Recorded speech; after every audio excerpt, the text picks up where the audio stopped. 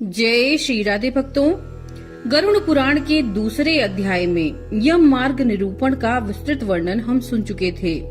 आज हम यहाँ पर लेकर आए हैं आपके लिए तीसरा अध्याय, जो है यम यातना का वर्णन। चित्रगुप्त के द्वारा श्रवणों से प्राणी के शुभ अशुभ कर्मों के विषय में पूछना, श्रवणों द्वारा वह सब धर्मराज को बताना और धर्मराज के द्वारा दंड का निर्धारण करना।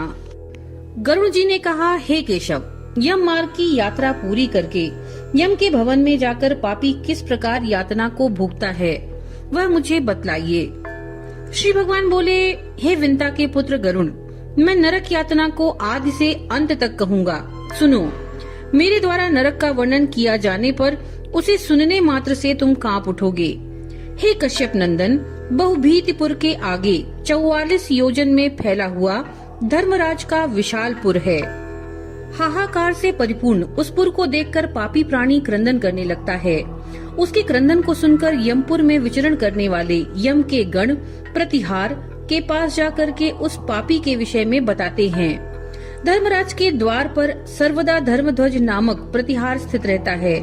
वह द्वारपाल जाकर चित्रगुप्त से उस प्राणी के शुभ और अशुभ कर्म को बताता है। उसके बाद चित्रगुप्त भी उसके विषय में धर्मराज से निवेदन करते हैं।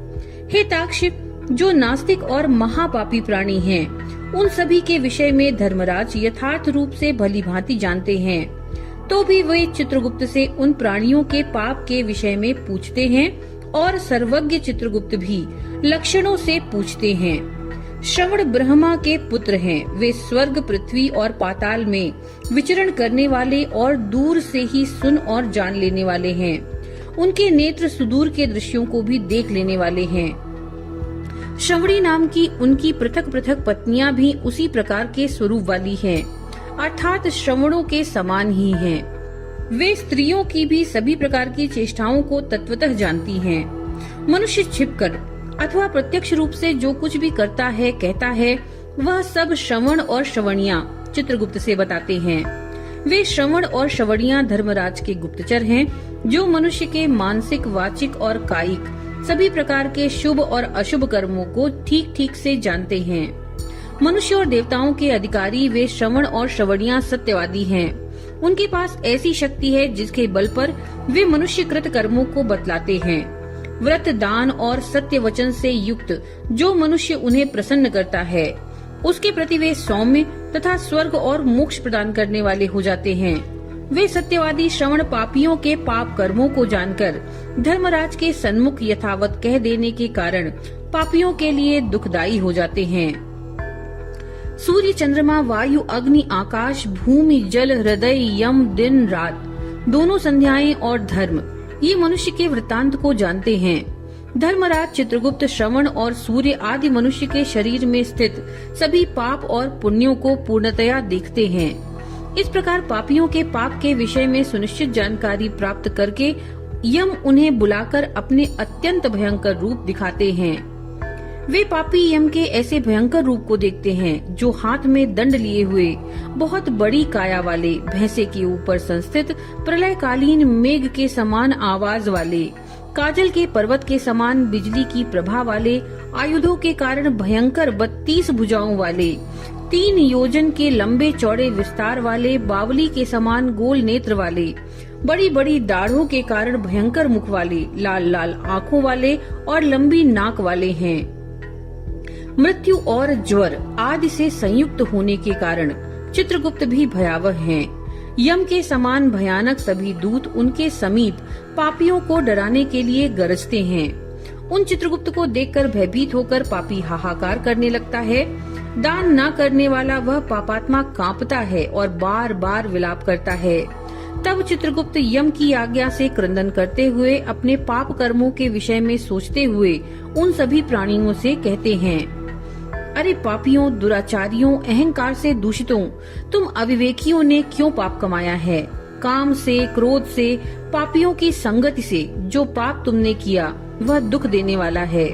फिर भी हे मूर्ख जनों, तुमने यह पाप कर्म क्यों किया? पूर्व जन्म में तुम लोगों ने जिस प्रकार अत्यंत हर्ष पूर्वक पाप कर्मों को किया है, उसी प्रकार यातना भी भोगनी चाहिए।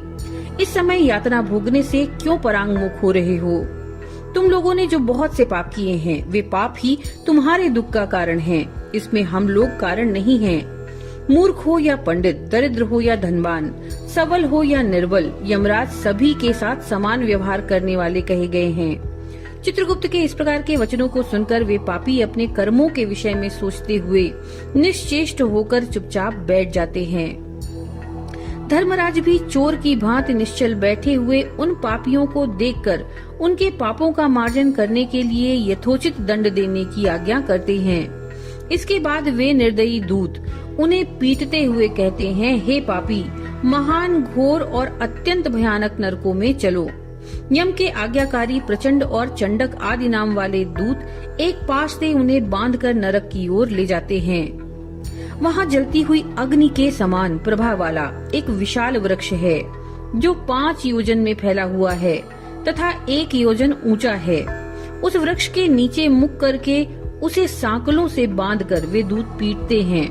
वहाँ जलते हुए वे रोते हैं, पर वहाँ उनका कोई रक्षक नहीं होता। उस शालमली वृक्ष में भूख और प्यास से पीड़ित तथा यमदूतों द्वारा पीटे जाते हुए अनेक पापी लटकते रहते हैं। वे आश्रय विहीन पापी अंजलि बांधकर, हे यमदूतों, मेरे अपराध को क्षमा कर दो, ऐसा उन दूतों से निवेदन करते हैं। बार बार लोहे की लाठियों, मुदगरों, भालों, बर्छियों, गदाओं और मूसलों से उन दूतों के द्वारा वे अत्यधिक मारे जाते हैं। मारने से जब वे चेष्टा रहित और मूर्छित हो जाते हैं, तब उन निश्चेष्ट पापियों को देखकर यम के दूत कहते हैं, अरे दुराचारियों, पापियों, तुम लोगों ने दुराचरण क्यों किया? सुलभ होने वाले भी जल और अन्न का दान क्यों नहीं किया? तुम लोगों ने आधा ग्रास भी कभी किसी को नहीं दिया और न ही कुत्ते तथा कौवे के लिए बलि ही दी। अतिथियों को नमस्कार नहीं किया, पितरों का तर्पण नहीं किया, यमराज तथा चित्रगुप्त का उत्तम ध्यान भी नहीं किया, उनके मंत्रों का जप नहीं किया, जिससे तुम्हें ये यातना नहीं होती। कभी कोई तीर्थ यात्रा नहीं की, देवताओं की पूजा नहीं की, गृहस्थ आश्रम में रहते हुए भी तुमने कभी हंतकार नहीं निकाला, संतों की सेवा नहीं की, इसलिए अब स्वयं किए गए पाप का फल भोगो। चूँकि तुमने धर्महीनता दिखाई, इसलिए तुम्हें बहुत पीटा जा रहा है। भगवान हरि ही ईश्वर हैं, वे ही अपराधों को क्षमा करने में समर्थ हैं। हम तो उन्हीं की आज्ञा से अपराधियों को दंड देने वाले हैं। ऐसा कहकर वे दूत निर्दयता पूर्वक उन्हें पीटते हैं और उनके पीटे जाने के कारण वे जलते हुए अंगार के समान नीचे गिर जाते हैं। गिरने से उस शालमली वृक्षों के पत्तों से उनका शरीर कट जाता है। नीचे गिरते हुए उन प्राणियों को कुत्ते खाते हैं और वे रोते हैं। रोते हुए उन पापियों के मुख में यमदूत धूल भर देते हैं तथा कुछ पापियों को विविध पाशों से बांधकर मुदगरों से पीटते हैं। कुछ पापी आरे से काष्ठ की भांति 2 टुकड़ों में किए जाते हैं और कुछ भूमि पर गिराकर कुल्हाड़ी से खंड खंड किए जाते हैं। कुछ को गड्ढे में आधा गाड़कर सिर में बाणों से भेदन किया जाता है। कुछ दूसरे पेरने वाले यंत्र में डालकर इक्षुदंड यानी गन्ने की भांति पेरे जाते हैं। कुछ को चारों ओर से जलते हुए अंगारों से युक्त जलती हुई लकड़ी से ढककर लौह पिंड की भांति धधकाया जाता है। कुछ को घी के खौलते हुए कड़ाहे में, कुछ को तेल के कड़ाहे में तले जाते हुए बड़े की भांति इधर उधर चलाया जाता है। किन्हीं को मतवाले गजेंद्रों के सन्मुख रास्ते में फेंक दिया जाता है। किन्हीं को हाथ और पैर बांधकर अधोमुख लटकाया जाता है। किन्हीं को कुएं में फेंका जाता है। किन्हीं को पर्वतों से गिराया जाता है। कुछ दूसरे कीड़ों से युक्त कुंडों में डुबो दिए जाते हैं, जहां वे कीड़ों के द्वारा व्यथित होते हैं। कुछ पापी वज्र के समान चोंच वाले बड़े बड़े कौओं, गिद्धों और मांस भोजी पक्षियों द्वारा शिरोदेश में, नेत्र में, मुख में चोंचों से आघात करके नोचे जाते हैं। कुछ दूसरे पापियों से ऋण को वापस करने की प्रार्थना करते हुए कहते हैं, मेरा धन दो, मेरा धन दो। यमलोक में मैंने तुम्हें देख लिया है, मेरा धन तुम ही ने लिया है। नरक में इस प्रकार विवाद करते हुए पापियों के अंगों से षडंसियों द्वारा मांस नोचकर यमदूत उन्हें देते हैं। इस प्रकार उन पापियों को सम्यक प्रताड़ित करके यम की आज्ञा से यमदूत खींचकर तमस्त्री आदि घोर नरकों में फेंक देते हैं। उस वृक्ष के समीप में ही बहुत दुखों से परिपूर्ण नरक है, जिनमें प्राप्त होने वाले महान दुखों का वर्णन वाणी से नहीं किया जा सकता। हे आकाशचरिन गरुण, नरकों की संख्या 84 लाख है और उनमें से अत्यंत भयंकर और प्रमुख नरकों की संख्या 21 है। तामिस्त्र, लोह शंकु, महारौरव, शालमली रौरव, कुंगमल कालसूत्रक, पूतिमृत्तिक संघात, लोहितोद सविश, संप्रतापन महानिरय, काकोल, संजीवन, महापथ, अवीची, अंधतामिश्र, कुंभीपाक, संप्रतापन तथा तपन, ये 21 नरक हैं। ये सभी अनेक प्रकार की यातनाओं से परिपूर्ण होने के कारण अनेक भेदों से परिकल्पित हैं। अनेक प्रकार के पापों का फल इनमें प्राप्त होता है और ये यम के दूतों से अधिष्ठित हैं। इन नरकों में गिरे हुए मूर्ख, पापी, अधर्मी जीव कल्प पर्यंत उन नरक यातनाओं को भोगते हैं। तामिस्त्र और अंधतामिस्त्र तथा रौरवादी नरकों की जो यातनाएं हैं, उन्हें स्त्री और पुरुष पारस्परिक संग से निर्मित कर भोगते हैं। इस प्रकार कुटुंब का भरण पोषण करने वाला अथवा केवल अपना पेट भरने वाला भी यहाँ कुटुंब और शरीर दोनों छोड़कर मृत्यु के अनंतर इस प्रकार फल को भोगता है।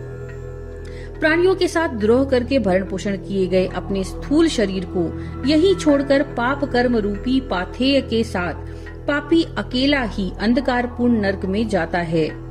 जिसका द्रव्य चोरी चला गया है, ऐसे व्यक्ति की भांति पापी पुरुष दैव से प्राप्त अधर्म पूर्वक कुटुंब पोषण के फलों को नरक में आतुर होकर के भोगता है।